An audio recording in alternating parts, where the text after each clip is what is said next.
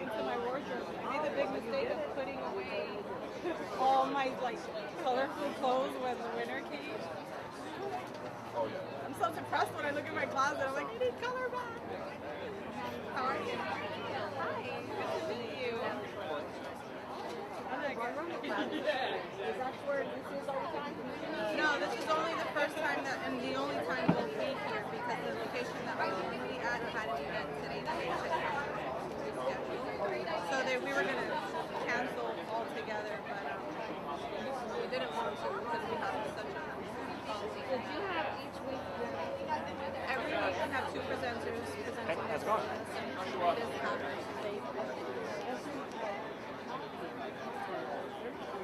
They're in Kansas City.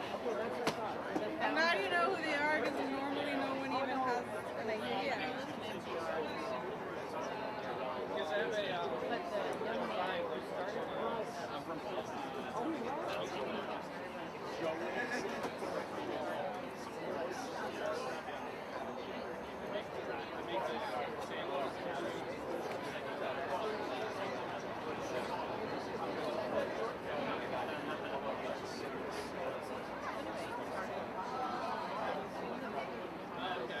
Good morning!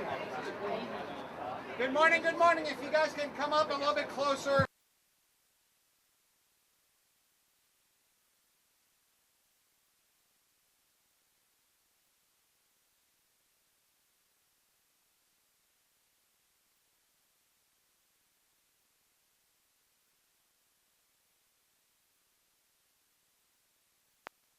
Give me a mic. It's not for you guys to hear me, it's for him to hear me. So again, good morning. Welcome to 1 Million Cups Orlando. We're really happy to have you guys here.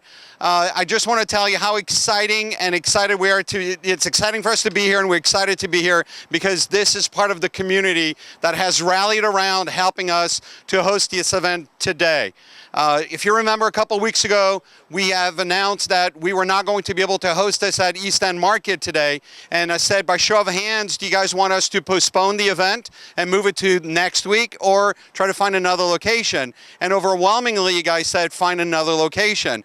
And then I promptly pointed out, to Connor. Connor, where are you? I don't hear you on the microphone, It's for the video. Connor, are you here? He's downstairs. Okay.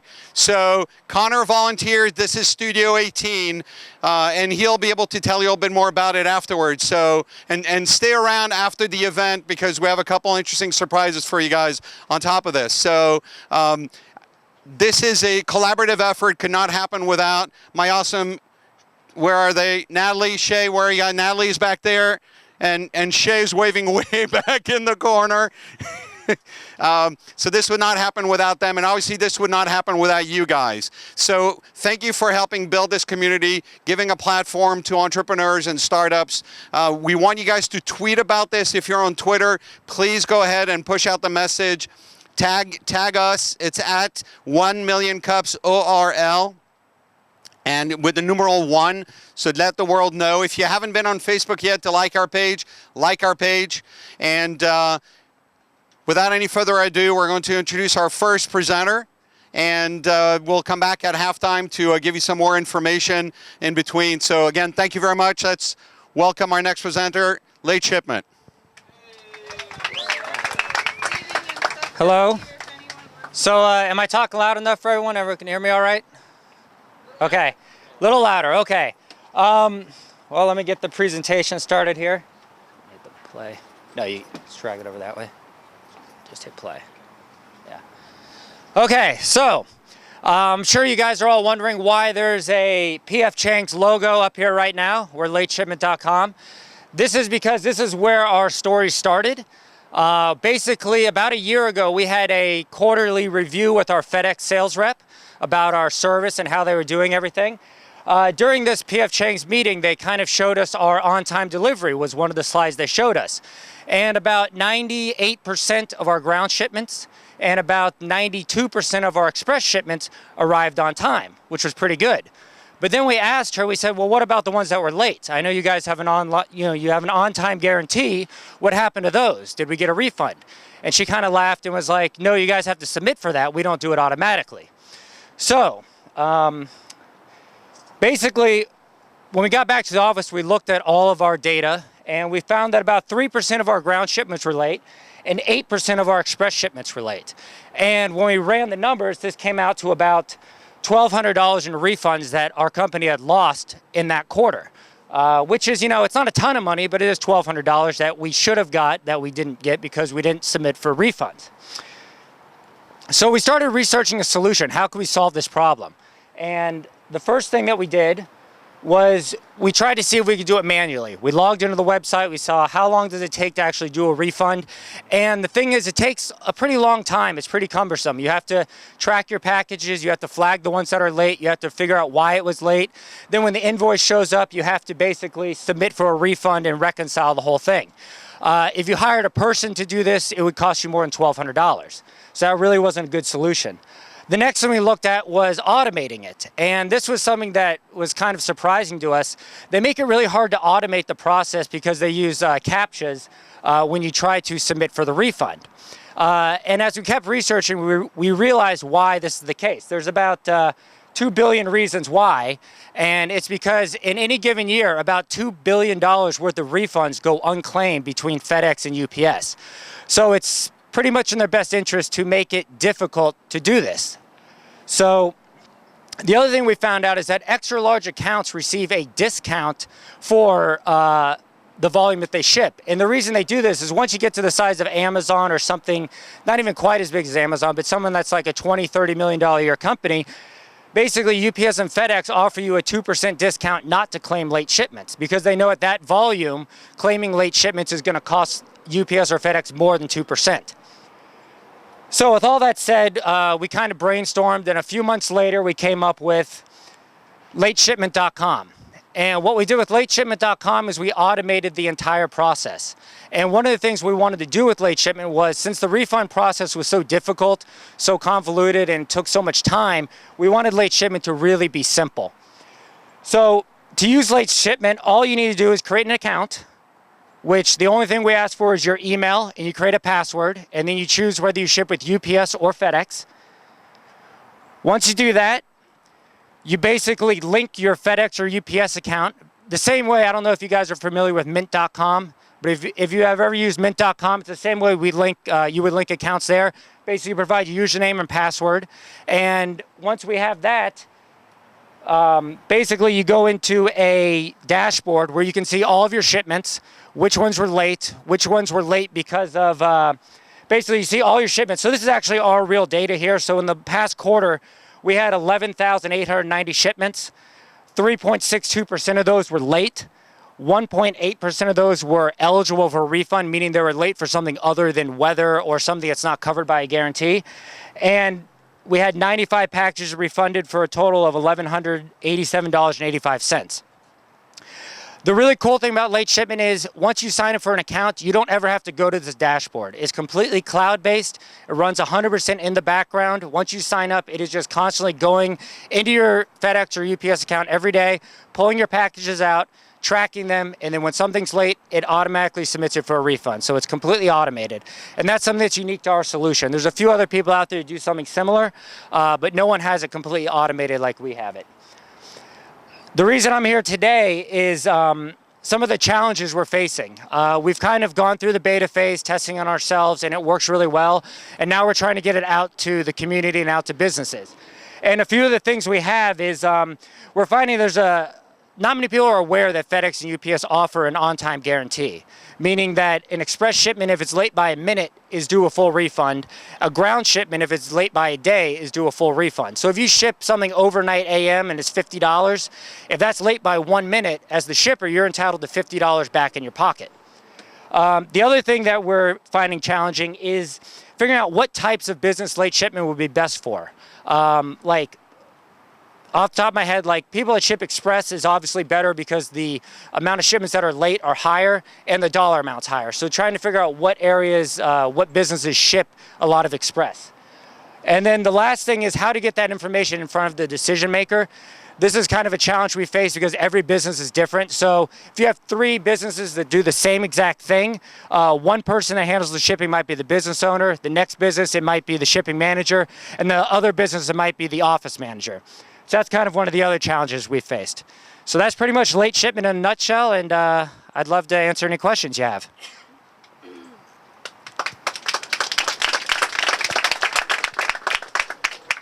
Yes. About the last two, the challenges, have you tried using that's a database that tells you like information from companies that should probably tell you which companies ship the most? What was it called? It's Hoovers. Oh, Hoovers. Yeah, sure. Yeah, we haven't looked into Hoovers yet. I'm familiar with Hoovers. That's a great idea. Sure.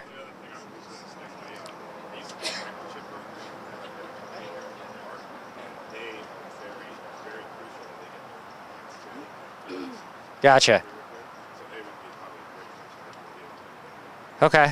Yes. I'm thinking, you said about getting this in front, who you should get it in front of and the decision maker. I wouldn't think that the person interested in this is the person who's actually taking care of managing the shipping, but rather the person who's handling or responsible for the budget or, improving their bottom line. That's the person who's going to advocate for this because it's actually helping the business to save money. And Sure. Yeah, that does make sense. Targeting a COO, or someone who's responsible for budget management or corporate finance management. Sure. Okay. So what's the pricing model? How are you guys going to make money? Well, basically, the pricing's really awesome. It's free to use, free to sign up. The way we have our pricing is when we recover a refund, we take a portion of that refund. So if we never get a refund, you don't pay anything. If we get a refund, we take a portion of the money you weren't going to collect anyways.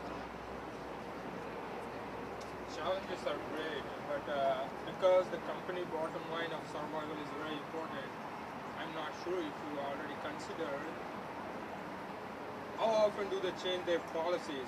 They will see that this company is doing great and there are more companies coming up. They want to change their policy, so you need to look at that. How often do they do that so that it will give you sustainability? Yeah, I mean, the question he had was, how often would UPS or FedEx change their policy? As far as the on-time guarantee, I don't think they're going to change that because that's kind of what they build their reputation on, especially FedEx, is getting your package to where it needs to be the day and time it needs to be there. So if they kind of eliminated that guarantee, that would probably not be good for them. So. Yes? I just have more of a logistical question. You're saying that FedEx and Amazon just basically, if it's 1 minute late, they get a refund for the amount of what the item was they bought, or for their shipment? No, the refund. Yeah, basically the question was, what's the refund? And the refund is basically if you're a shipper, meaning you have an account with UPS or FedEx, if you ship something, and let's say to ship some item was $20. If that item's late, you get refunded the $20 of the shipping. It doesn't matter if you ship a $100 item, like if you're shipping jewelry, if you're shipping coffee, it doesn't really matter. You're just getting refunded what the cost of the shipping was. My son in college worked at Amazon in Chattanooga. They have a big warehouse. I was a little appalled at actually the way they operate. And I just was something akin to being chained in China for slave labor. The way they have to run, they have 12-hour shifts. And those kids are, they agree to do it, but they unbelievable pressure on where the warehouses aren't organized. They're just organized by, they have a device that they can Sure. scan. So for example, say a backpack, you want to order a backpack, and it was 24-hour delivery. It comes in and they're given like 2.5 minutes to locate the backpack in the warehouse, and the warehouse literally walks. And every time they miss that count, they get docked their $8 an hour. Gotcha. And Wow. So actually, I got a little thinking about the need for us in the Western world to have such fast shipments. I thought, is it necessary? If it's 1 minute late, does it matter? I don't know. It just depends on Yeah, sure. Yeah, yes. In most situations, 1 minute late doesn't matter, but if they're going to guarantee something, and if they miss their guarantee, they should be doing this automatically. You shouldn't have to sign up for late shipment. It should be something that's just done because FedEx and UPS know when the shipment's late, and they could just as easily give you the refund on themselves. They just choose not to. So you're saying that they, It's their Yeah. guarantee. I think Sure. Hospitals, the surgical departments, express all the time. I mean, to the tune of millions of dollars. And I can guarantee you that no one is allowed to do it.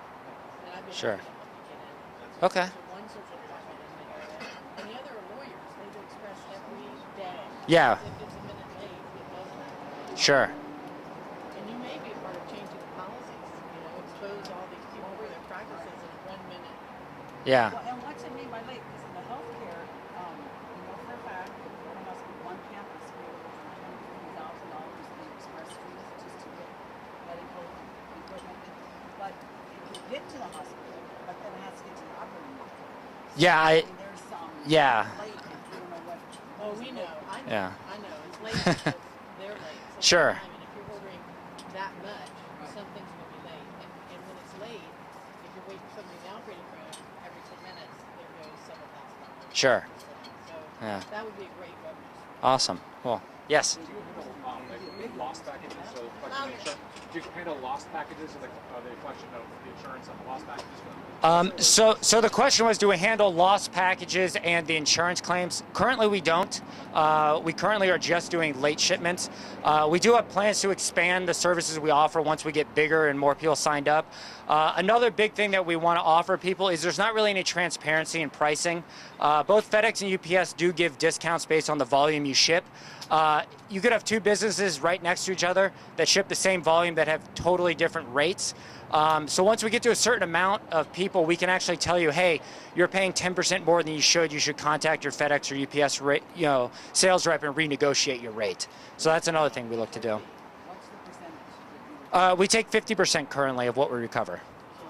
So, for example, if I pay you $20 for overnight and it got there in 27 hours, Yeah. I call you, or I have a capital where you take 10. Yeah, basically the question was, if something's late, how does it work?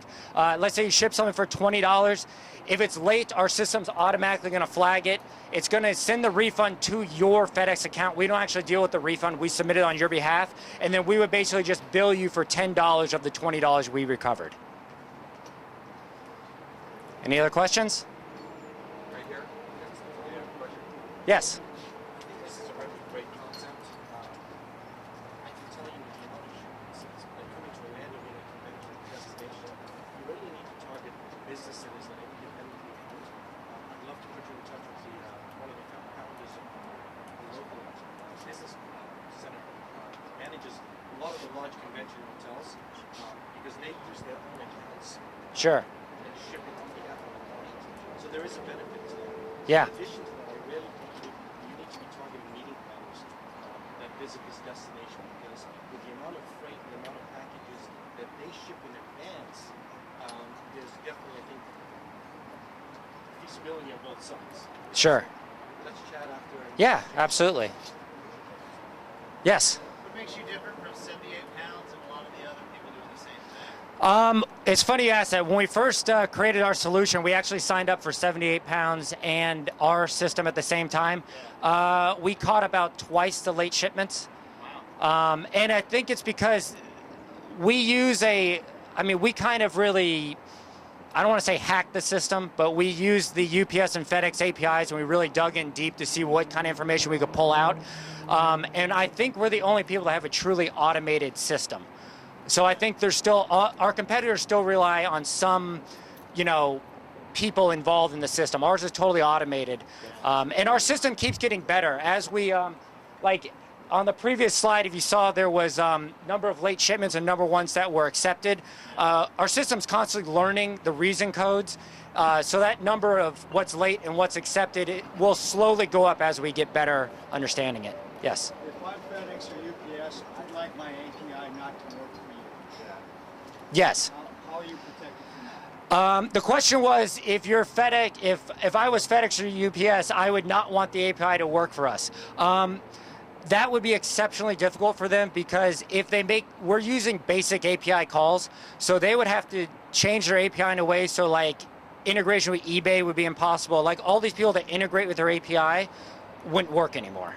So they would have to like change their entire business model and cut out all those people. Any other questions? right? So in the tradition of 1 million cups, it was great someone already reached out and offered to help, but what else could we as a community do to help you on various platforms? So what would you like from us? And then I have something, a surprise for you afterwards. Okay, So. awesome. I guess to help us would really just be raising awareness that if you see someone you know who ships with FedEx or UPS, just let them know that their shipments are guaranteed and a certain percentage of them are late, and it's just money they're leaving on the table. So if they sign up for a service like late shipment, they'll start recovering some of that money, and it will help their bottom line. So spread the word. Spread the word. All right. So before we thank you, I'm going to step up here and so we're on. All right. So we profusely apologize for this technical snafu, and so what we'd like to do is, because a lot of people did not hear what you had to say, we want to re-invite you to come and represent in another few weeks at 1 million cups. And maybe by then you would have already established some new relationships. And so that's our apologies to you. Again, we are a startup too, so we're growing and learning. So again, thank you very much, and we welcome for you to come back Awesome. again. Cool, thank you. Thank you very much. So 1 million cups. Can you guys hear me in the back now? Sorry. So again, with 1 million cups, it is community driven. Studio 18 has been very gracious in hosting us today. And so, Connor, are you around? Have you disappeared again? Step up a little bit so people see what you look like and they can come out and talk to you afterwards. Connor's been very gracious, worked his butt off in doing a lot of things to be able to host us. And if you didn't hear or see his presentation last week at 1 million cups, go online and look at it. You will be energized and mesmerized by what he is doing and what his journey has been like.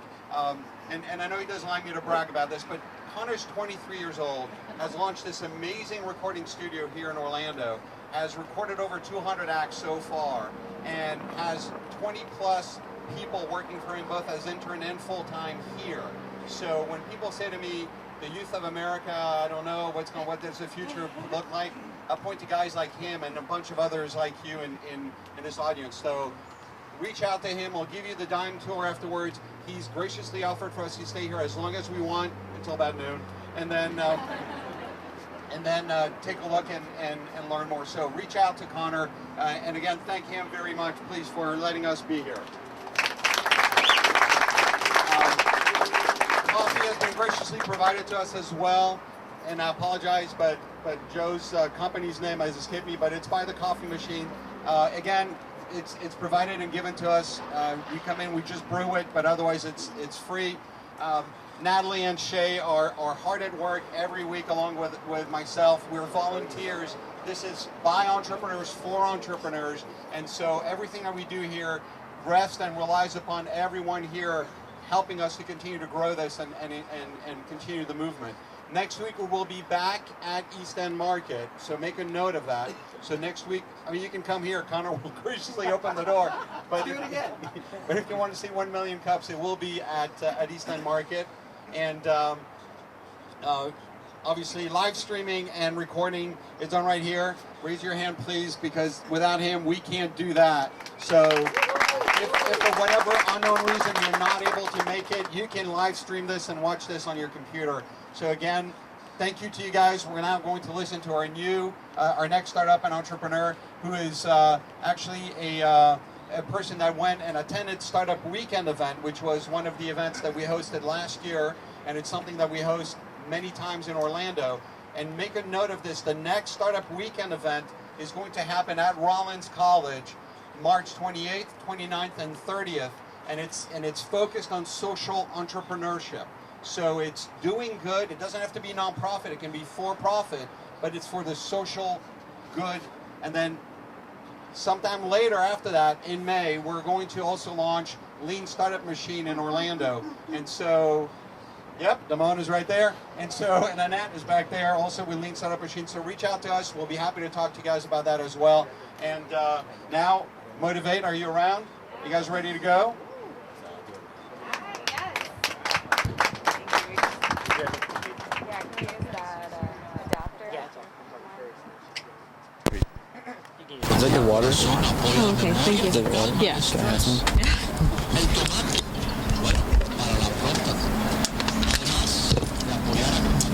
I mean, I'll try to signal you want to change slides, but... Look at me. Alright, you first, I guess. Yeah. And then introduce.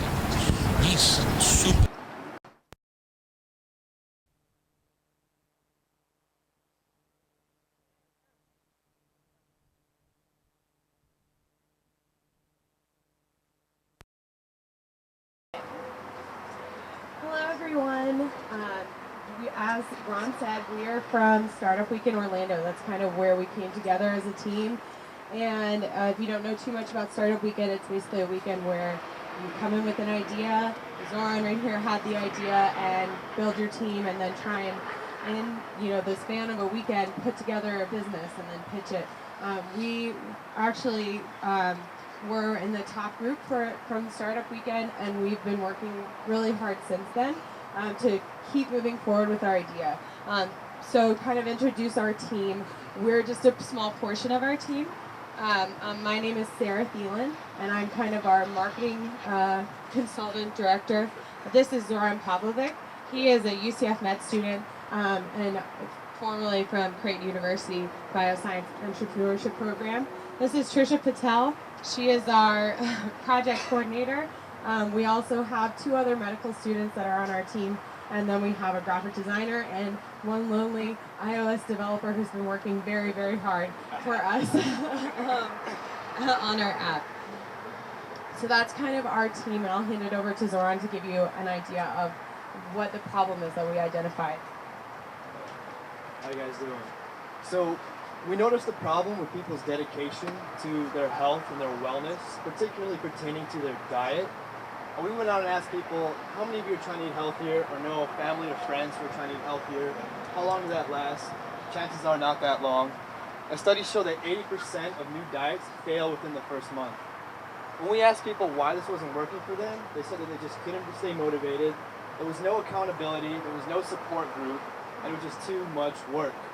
So what we did is we did some extensive research on our competitors in the App Store, and although there were hundreds of health and wellness apps, none of them got down to this fundamental problem of user motivation and retention, especially photo food diary apps.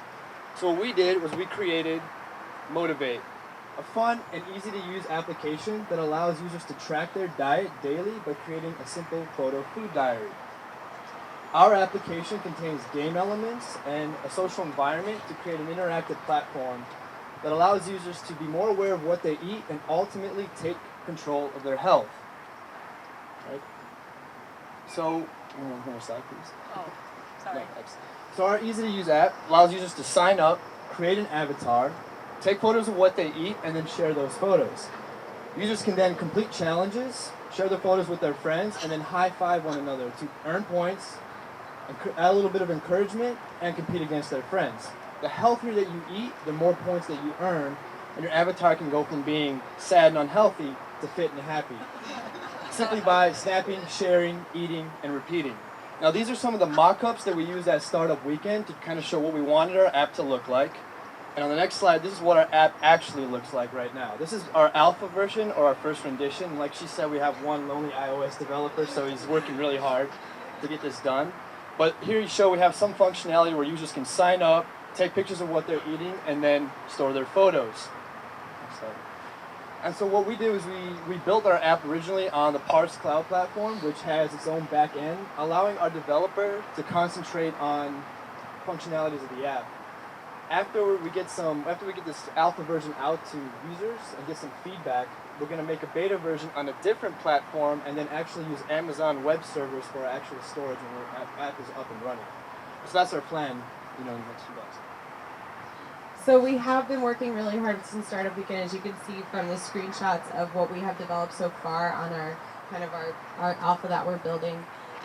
But to give you a little bit more detail other than just the app of our overall business model, that has also kind of pivoted since Startup Weekend. Our plan Startup Weekend was to go with a freemium model and try and just build our user base.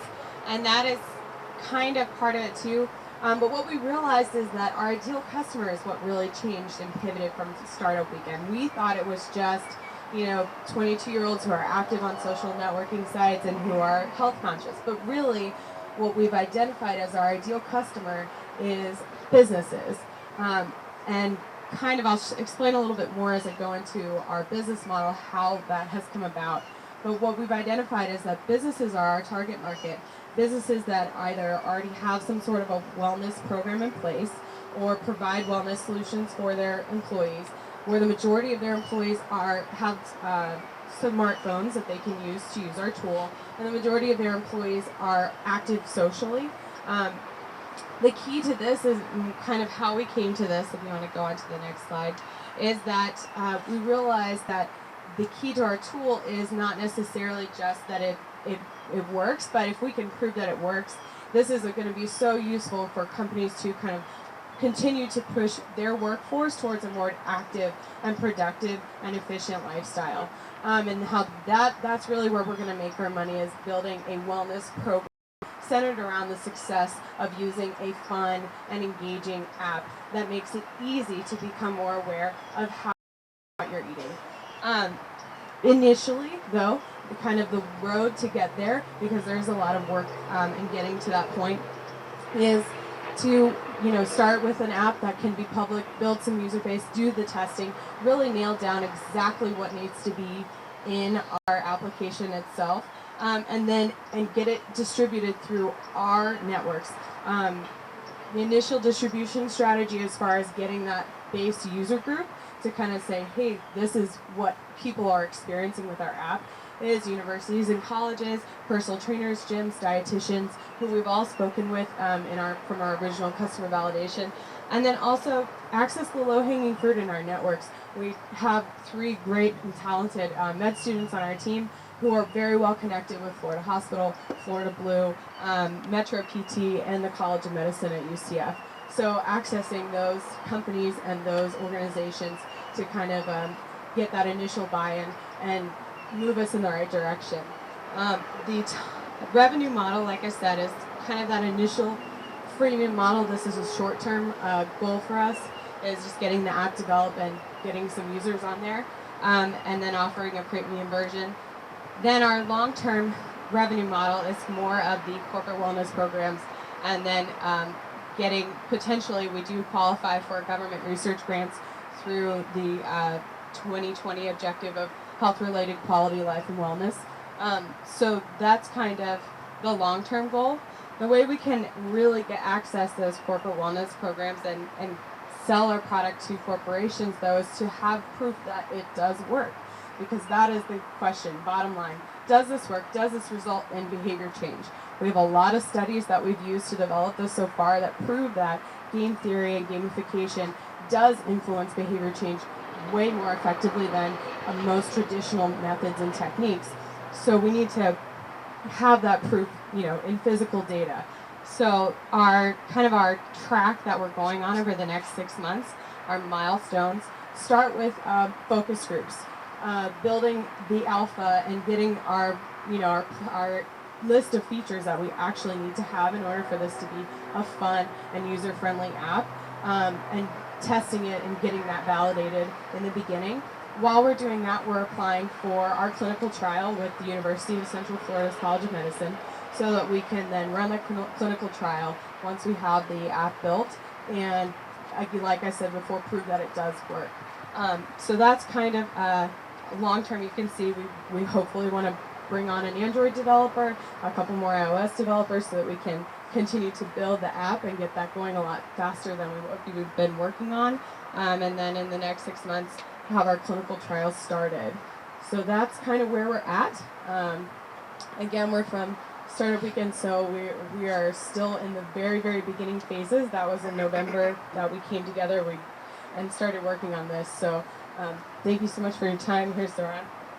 Yeah, we kind of all met at Startup Weekend, end of November. It's only been a couple months, and with med school tests and Sarah starting a new company on her own, it was a little tough. But yeah, this is kind of our milestones. But when we actually brought this idea to customer validation to people at Startup Weekend, they were extremely excited. They wanted to download it. They wanted to make it a reality. So much so that within 24 hours of Startup Weekend, we had 200 people sign up on our launch page and over 150 Facebook likes and that's been growing since then. People have been emailing Sarah like, when is her app coming out? We've been waiting for it. Like, let's do this. And I'm like, I'm sorry, I had a test. She had a company. Like, we're working on it. We have one developer, so that's kind of where we're at, and the help that we need. And we're just basically trying to put the fun back in taking care of yourself and being healthy, kind of like a health and wellness revolution. So, if any of you guys want to join MotiveAte, we'd love to have you. Yes. So I'm thrilled to see other apps that we can continue working on your project. That's awesome. It's great to see that. That's what I see here. One of your first slides, you had Twitter as an integration with us, where it's part of the stream wasn't included, and that was planned. Why you chose to work this way? That was kind of part of our original mock-up. What we've been talking about, actually, we had this conversation last night when we met as a team, is that one of the problems that we're going to face is going to be storage space for all the photos that are being taken. And what we thought of, since people do probably want to save some of those photos because there's a strong emotional connection with food, which is why we think that having something fun and social is going to work very well. Sometimes you take a picture of your food and you're like, wow, that's amazing, and you want to show it on like Instagram or something like that. So our solution to our storage problem and to kind of feeding into that social and only showing when you want to share with your social network is by having it, link and share to Instagram where you can keep it forever, whereas on our platform we won't be able to store all of your photos forever. It's just not realistic. We won't ever make any money on that. So we're kind of playing around with some ideas as far as how many to store and how to solve that problem, but that was actually something that we thought of last night. So thank you for that. Yes.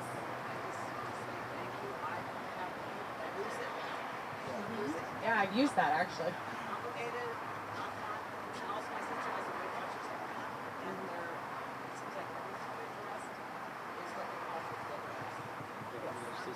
Make sure you repeat what people say. Oh yes, the comment was that, I'm sorry, what's your name?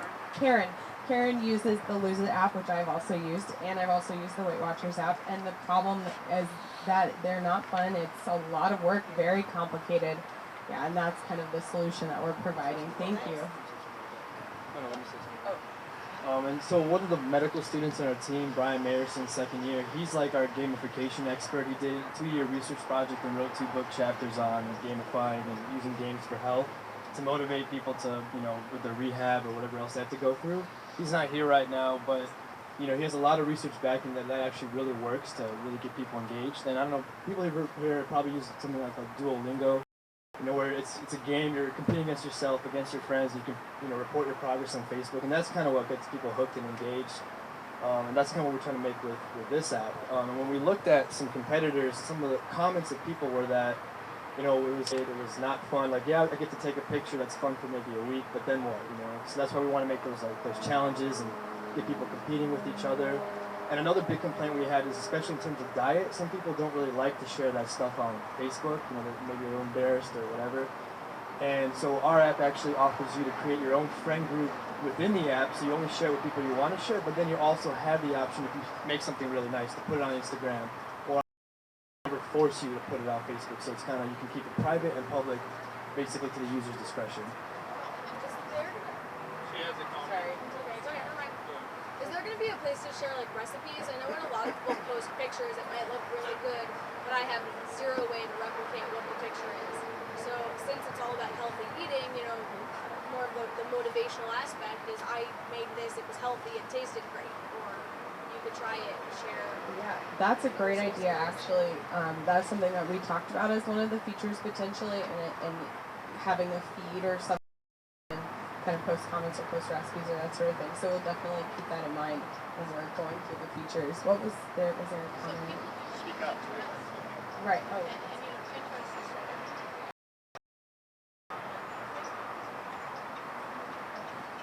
As far as that, because there are a lot of blog-like pictures and recipes on Pinterest.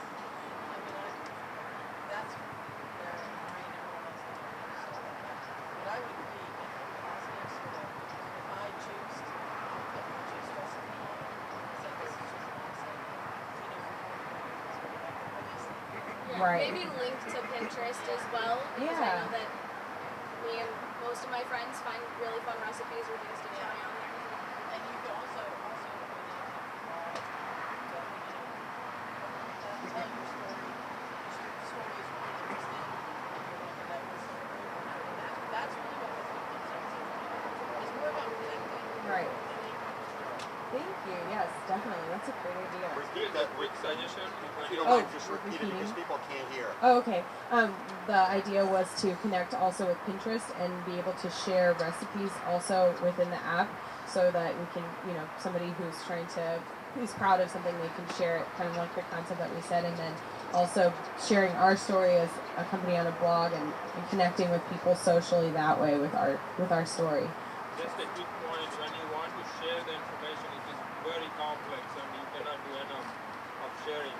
I suggest if you also consider something like, food shoot, Oh, so okay. it is very easy because you can put the LinkedIn, Facebook, Twitter, all of them. Yes. Put the message there, it goes automatically.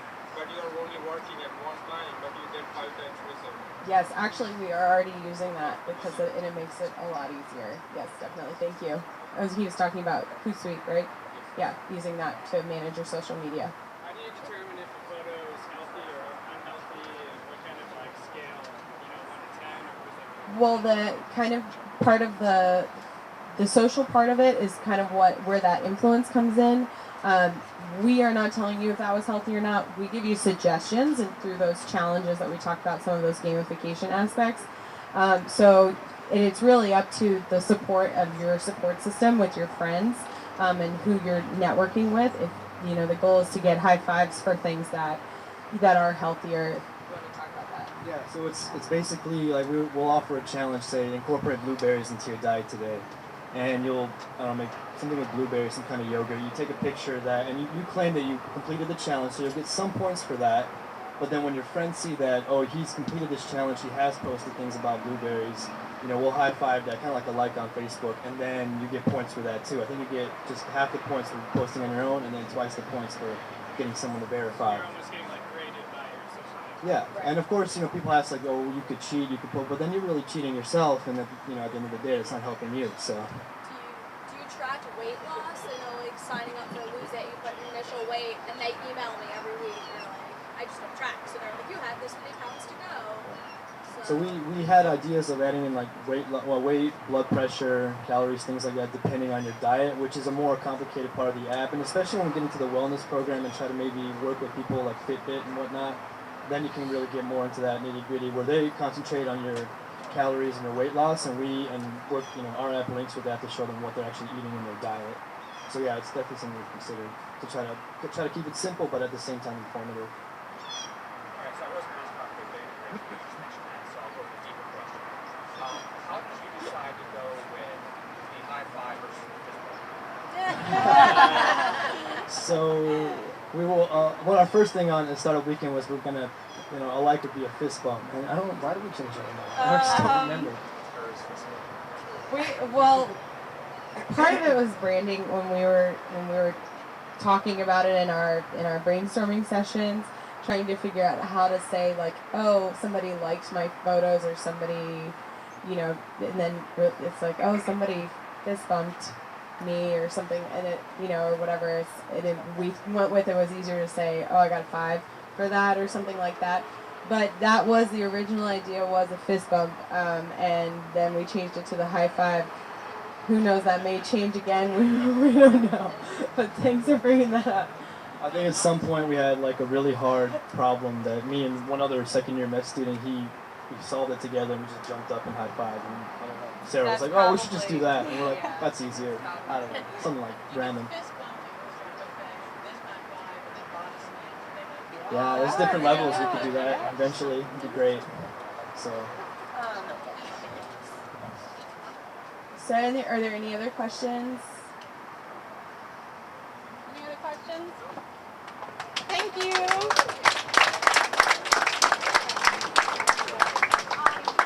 So once again, we do really want to thank Studio 18 for providing this space for us. We have a lot of new faces here, so I just want you guys to know that our normal venue is indoors, plenty of seating, air conditioning, so this is definitely a different environment for us, and we sincerely appreciate, having the opportunity to be here and not canceling this Wednesday.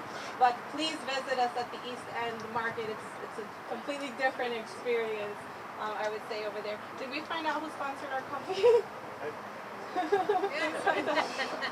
Any other announcements? Yes. Hold on. Okay, we have more announcements. I don't know how many of you received an email or a Facebook notification to let you know that our space changed today, but we want to make sure that you can get updated for cases just like this where things may change. So please, follow us on our social networks or sign up on our email. Let us know you're coming so that we can let you know if things change throughout the week and you don't wind up in the wrong place. All right, so the coffee sponsor is TMCS Coffee. Just by quick show of hand, who's here for the first time? I'm just curious. That's awesome. Thank you very much for doing that. And I want you guys to come back next week. How many of you were here last week? Okay, so you remember my attempt at getting Josh to actually give us a little taste of freestyle rap. Remember that? And he said that's not the right venue, and he was right. But this is the right venue.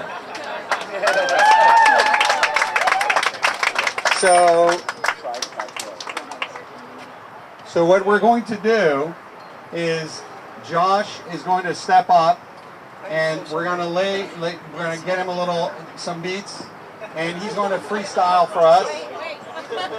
And he'll take it from there and explain to you what you guys need to do and how he wants that to go forward. But are you guys?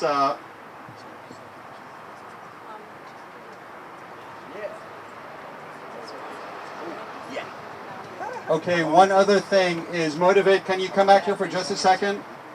Yeah. MotiveAte, step up just 1 second. I think we forgot to ask you guys the question, which is what can we as a community help you guys to do in order to help you move forward and continue to grow? So what we need is people who work with groups, as we are learning things about features and that sort of thing. We have the ability to sign up on for our newsletter. Anyone who signs up today will put you on that list of willing to participate in a focus group if it's convenient for you, or you can go to our website, which is MotiveAte.co, and sign up for our newsletter just for general information. But if you are willing to help us out by being a part of a short focus group, we would love to capture your email address today. So thank you very much. Oh yeah, and so that's what I was going to say. And so our biggest need, I guess, is really iOS developers, Android developers, any help with that or advice. And any help, advice or feedback on apps that you've used in the past, like as Karen, was it? Yeah. As she was saying, like things that made her life difficult on certain apps and other suggestions you may have linking with Pinterest and whatnot. We'd love to hear that, and especially after we get our alphas and betas out to say, like, you can literally tell us, like, hey, I don't like this part sucks, change that. And then tell us how to change it. We're totally open to any kind of advice or feedback, which is the only way you're going to make a great app. So